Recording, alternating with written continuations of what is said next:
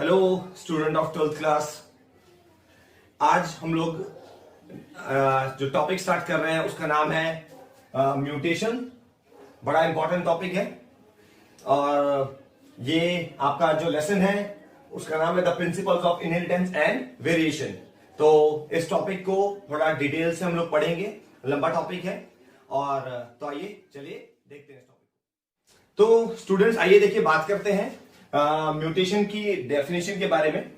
अच्छा, उससे पहले कि हम म्यूटेशन की डेफिनेशन पर चलें, पहले हम लोग जान लेते हैं कि म्यूटेशन वर्ड कहां से आया है। तो ये ग्रीक वर्ड से आया है, ग्रीक वर्ड से डिराइव हुआ है।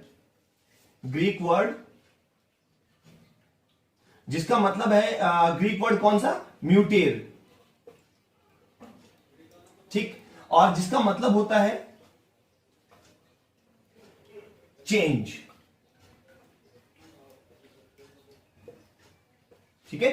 अच्छा, यानी कि ग्रीक वर्ड म्यूटेर से डिराइव हुआ है म्यूटेशन, जिसका मतलब बदलाव, चेंज। और ये जो वर्ड है ये फर्स्ट टाइम किसने दिया था, ह्यूगो डी राइस ने। सबसे पहली बार म्यूटेशन वर्ड को देने वाले थे ह्यूगो डी राइस, और कब दिया था, 1901 में, ठीक है। तो ये म्यूटेशन शब्द जो है म्यूटेर वर्ड से निकल के आया, ग्रीक वर्ड म्यूटेर से। और सबसे पहली बार ह्यूगो डी राइस ने 1901 में इस वर्ड को दिया था। और इन्होंने, जो ह्यूगो डी राइस थे, इन्होंने म्यूटेशन थ्योरी ऑफ एवोल्यूशन भी दी थी, ठीक है, जहां पर इन्होंने म्यूटेशन वर्ड का इस्तेमाल किया। तो आइए देखते हैं, डेफिनेशन पर चलते हैं। म्यूटेशन की डेफिनेशन क्या है। It is sudden stable and inheritable change in genetic material of an organism, यानी कि अचानक से स्थिर रहने वाला और ट्रांसफरेबल जेनेटिक एक बदलाव, किसमें, जेनेटिक मटेरियल में, किनके, ऑर्गेनिजम्स के, ठीक है। यानी कि किसी भी ऑर्गेनिज्म के जेनेटिक मटेरियल में बदलाव आ जाता है जब, ठीक है। अच्छा, और वो रहता है स्थिर, और वो आगे से आगे ट्रांसफर भी होगा, ठीक है, आने वाली जनरेशन में। इस बदलाव को म्यूटेशन कहते हैं, राइट। अच्छा, आगे देखते हैं। The chemicals and the organism which undergoes mutation is called mutant. जिस ऑर्गेनिज्म में म्यूटेशन आता है उसको क्या कहते हैं, म्यूटेंट कहते हैं। The chemicals and physical factors that induce mutations are called mutagens, यानी कि वो फैक्टर्स जो म्यूटेशन को लाएंगे, चाहे वो फिजिकल फैक्टर हो या कोई केमिकल फैक्टर हो, उनको क्या कहेंगे, म्यूटेजेंस कहेंगे। देखिए आप एग्जांपल, म्यूटेजेंस के एग्जांपल है यहां पर UV rays, X rays, gamma rays, metals such as arsenic, cadmium, ठीक। और इसके अलावा वायरस और बैक्टीरिया भी हो सकते हैं जो म्यूटेशन लेकर के आते हैं, और इनको म्यूटेजन कहते हैं। और जिन ऑर्गेनिज्म में बदलाव आएगा उनको म्यूटेंट कहते हैं। तो ये तो थे अभी म्यूटेशन के डेफिनेशन। अब हम चलेंगे म्यूटेशन के टाइप की तरफ। तो आइए देखते हैं अब टाइप्स ऑफ म्यूटेशन, ठीक है। तो टाइप्स ऑफ म्यूटेशन, यानी कि म्यूटेशन कितने टाइप का होता है। तो म्यूटेशन जो होता है वो दो टाइप का होता है। Number 1 gene mutation, number 2 chromosomal mutation, ठीक है। डेफिनेशन अभी सबकी लेंगे कि जीन म्यूटेशन क्या है और क्रोमोसोमल म्यूटेशंस क्या है, या फर्दर ये सारे डेफिनेशंस अभी पढ़ने वाले हैं। पहले टाइप्स के नाम पढ़ लेते हैं। तो जीन म्यूटेशन वो भी दो टाइप का होता है, पॉइंट म्यूटेशन और फ्रेम शिफ्ट म्यूटेशन, ठीक है। यानी कि जीन म्यूटेशन दो टाइप का, पॉइंट म्यूटेशन और फ्रेम शिफ्ट म्यूटेशन। और क्रोमोसोमल म्यूटेशन भी दो टाइप का होता है, स्ट्रक्चरल वेरिएशन ऑफ क्रोमोसोम, और नंबर दूसरा न्यूमेरिकल वेरिएशन ऑफ क्रोमोसोम। अब स्ट्रक्चरल वेरिएशन ऑफ क्रोमोसोम तो फर्दर डिवाइड नहीं है, but numerical variation of chromosome further दो पार्ट्स में डिवाइड है, एन्यूप्लॉइडी, पॉलीप्लॉइडी। एन्यूप्लॉइडी फर्दर दो पार्ट्स का होता है, मोनोसोमी और ट्राइसोमी। और पॉलीप्लॉइडी फर्दर दो पार्ट्स का होता है, ऑटोपॉलीप्लॉइडी और एलोपॉलीप्लॉइडी, ठीक है। तो ये थे टाइप्स ऑफ म्यूटेशन। अब आगे इनकी फर्दर डेफिनेशंस को लेते हैं। जीन म्यूटेशन के बारे में, यानी कि म्यूटेशन जो है उसका फर्स्ट टाइप जो है वो जीन म्यूटेशन। तो पहले जीन म्यूटेशन समझ लेते हैं क्या होता है। Gene mutations are stable and heritable changes in genes, यानी कि जब बदलाव आए, किस में आए? सिर्फ जीन्स में आए। ठीक है, अच्छा, तो जैसे आपने पहले जब डेफिनेशन पढ़ रहे थे म्यूटेशन की, वहां पर टर्म आया था जेनेटिक मटेरियल में बदलाव आ जाए। ठीक है, अच्छा, तो अब यहां पे जेनेटिक मटेरियल में हम बात करेंगे कि हमने फर्दर और भी टाइप है इसके म्यूटेशन के, उसमें जीन म्यूटेशन भी है, क्रोमोसोमल म्यूटेशन भी है। तो अब आपको डिफरेंस भी समझना पड़ेगा कि जीन म्यूटेशन के केस में सिर्फ बदलाव किस में आ जाए? चेंजेस इन जीन्स, जीन्स में अगर बदलाव आ जाए, ठीक है, तो उसको जीन म्यूटेशन कहते हैं। ठीक है, और बाकी तो फर्दर बात कॉमन है कि ये स्टेबल है और हेरिटेबल होता है, वो तो म्यूटेशन के केस में है ही। तो gene mutation are stable and heritable changes in genes. ठीक है, उसके बाद चलते हैं, the smallest segment of DNA that can undergo mutation is called mutant, यानी कि जो हमारा डीएनए का जो छोटा हिस्सा जिसके अंदर बदलाव आएगा, यानी कि जिस जीन के अंदर बदलाव आने वाला है उसको म्यूटेंट कहेंगे। ठीक है, अच्छा, उसके बाद इसके अदर नेम क्या हो सकते हैं? जीन म्यूटेशन के अदर नेम्स क्या है? तो देखिए अदर नेम्स क्या है? डीएनए म्यूटेशंस, मॉलिक्यूलर म्यूटेशंस और माइक्रो म्यूटेशन, ये इसके अदर नेम है। आपको अदर नेम भी आने चाहिए, तो ये पूछ सकता है अदर नेम से भी। ठीक है, अच्छा, उसके बाद अब हम जीन म्यूटेशन का जो पहला टाइप है, फर्स्ट टाइप है, उसके बारे में बात करते हैं। वो क्या है first type? Point mutation. It is arise due to change in single base pair of DNA, यानी कि जब डीएनए के सिंगल बेस पेयर में, एक बेस पेयर में बदलाव आ जाए, ठीक है, उसको ऐसे म्यूटेशन को पॉइंट म्यूटेशन बोलते हैं। अब यहां पर base pair, single base pair की थोड़ा समझ लेते हैं कि क्या है। आपको ये तो पता है कि डीएनए डबल स्ट्रैंडेड होता है। ठीक है, अब एक तरफ की स्ट्रैंड सपोज कीजिए, एक ये है न्यूक्लियोटाइड। ठीक है, अच्छा, उसके बाद ये अनदर न्यूक्लियोटाइड, ये भी एक न्यूक्लियोटाइड है और ये भी एक न्यूक्लियोटाइड है। ठीक है, सपोज मान लेते हैं, और दूसरी तरफ के स्ट्रैंड में भी न्यूक्लियोटाइड होते हैं। ये भी एक न्यूक्लियोटाइड हुआ, ये भी एक न्यूक्लियोटाइड हुआ, ये भी न्यूक्लियोटाइड है और ये भी न्यूक्लियोटाइड है। तो ये आपस में भी न्यूक्लियोटाइड जुड़े रहते हैं। ठीक है, तो जब न्यूक्लियोटाइड आपस में जुड़े रहते हैं तो उसको न्यूक्लिक एसिड कहते हैं। ठीक है, एक तरफ की न्यूक्लिक एसिड की चेन और दूसरी तरफ की न्यूक्लिक एसिड की चेन, ठीक है, आपस में दोनों किससे जुड़े होते हैं? हाइड्रोजन बॉन्ड से जुड़े होते हैं। इधर से बॉन्ड बन जाएंगे, हाइड्रोजन बॉन्ड। ठीक है, फर्दर आगे इसी तरीके से जुड़े रहते हैं। ठीक है, अच्छा, तो अब ये क्या बोल रहा है? बेस पेयर किसको कहते हैं? यानी कि एक तरफ का न्यूक्लियोटाइड और दूसरी तरफ का न्यूक्लियोटाइड, इन दोनों को मिलाकर के एक बेस पेयर बनता है, तो ये बेस पेयर हो गया, इसको this is called base pair. ठीक है, अब अगर ये एक मैंने छोटा सा डीएनए सेगमेंट ले रखा है, अगर डीएनए सेगमेंट के बेस पेयर में चेंज आ जाए तो कौन सा म्यूटेशन कहलाता है? पॉइंट म्यूटेशन कहलाता है। ठीक है, देखिए अब यहां पर एक डायग्राम से समझने की कोशिश करते हैं। सपोज कीजिए एक नॉर्मल सेगमेंट ऑफ डीएनए, ये एक base pair A, base pair B, base pair C, base pair D, E, F, G, H, ये नॉर्मल सेगमेंट है। ठीक है, इसके अंदर कोई म्यूटेशन नहीं है। अब अगर म्यूटेशन आती है तो क्या चेंज आ जाएगा? देखिए, ए अपनी जगह पर है, बी, सी, डी जो कि अपनी जगह पर है। यहां नॉर्मल केस में भी ए बी सी डी अपनी जगह पे थे और यहां पे भी अभी तक ए बी सी डी अपनी जगह पर है। बट आगे और देखिए बदलाव आ गया, ई, एफ और एक नया बेस पेयर ऐड हो गया ए।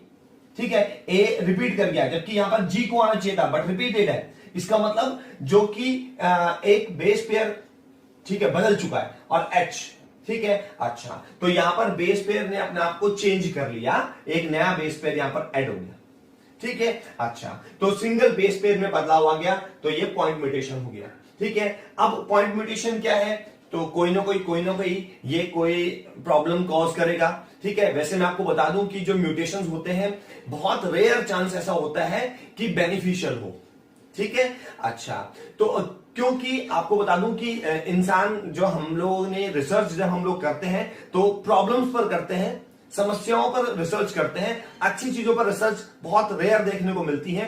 तो जब कोई प्रॉब्लम नजर आती है तो उस पर फिर रिसर्च शुरू हो जाती है कि ये प्रॉब्लम कैसे आई, तो पता चल जाता है कि ये किस वजह से आई होगी। तो म्यूटेशंस जो है वो जो नेगेटिव पॉइंट्स है उस पर ज्यादा खोजा गया है as compare to positive points के। ठीक है, तो अच्छाइयां कम पता है और बुराइयां ज्यादा पता है। ठीक है। तो क्या है कि इसकी जो एक ड्रॉबैक है, अगर किसी को पॉइंट म्यूटेशन हो जाता है तो उसके अंदर एक डिजीज हो सकती है उसका नाम है sickle cell anaemia. Sickle cell anaemia एक ऐसी बीमारी होती है जिसमें जो रेड ब्लड सेल्स होते हैं, ठीक है, आरबीसी, उनका नॉर्मल शेप इस तरीके की सपोज, ठीक है। अब जब सिकल सेल एनीमिया हो जाएगा तो वो सिकल शेप की बन जाएंगी, कुछ इस तरीके की बन जाएंगी।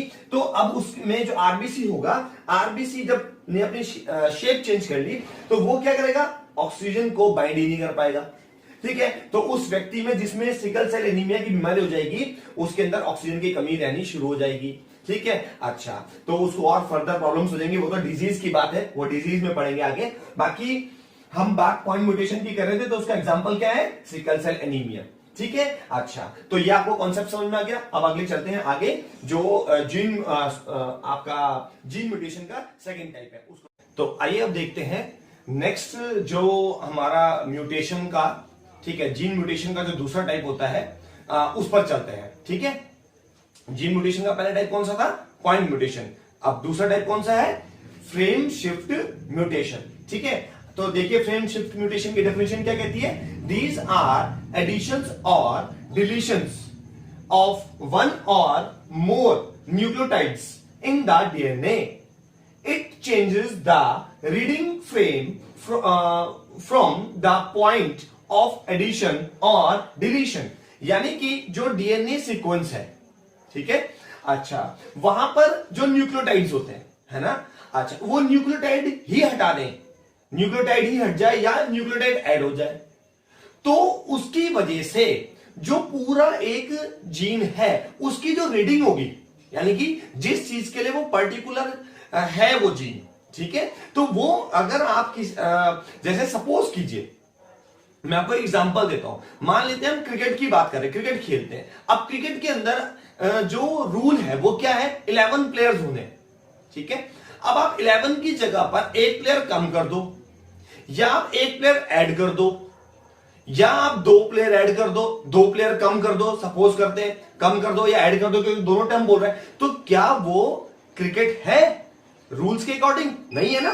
तो इस तरीके से अगर किसी भी जीन के अंदर अगर न्यूक्लियोटाइड का जो पेयर होता है, न्यूक्लियोटाइड बेस पेयर जो है, अगर वो ही हट जाए, ठीक है, या वो नया ऐड हो जाए, तो जिस भी कैरेक्टर के लिए वो जीन है वो कैरेक्टर तो ऑब्वियसली रहेगा नहीं फिर, ठीक है। तो ये होता है फ्रेम शिफ्ट। तो उसकी वजह से उसकी जो पूरा जो उसका कैरेक्टर है वो बदल जाने वाला है, क्योंकि उसका फ्रेम ही बदल जाएगा, ठीक है। देखिए आइए देखते हैं, समझते हैं इसको।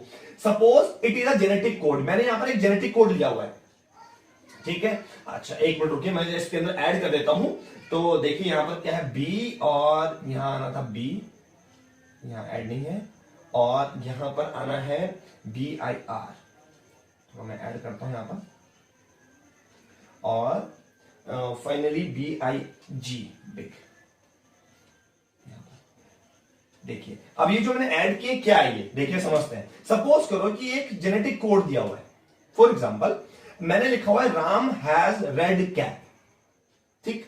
अच्छा, तो ये एक न्यूक्लियोटाइड से बना हुआ, कई सारे न्यूक्लियोटाइड से मिलकर के एक जीन बना हुआ है, जो जीन किसी पर्टिकुलर कैरेक्टर के लिए जिम्मेदार है।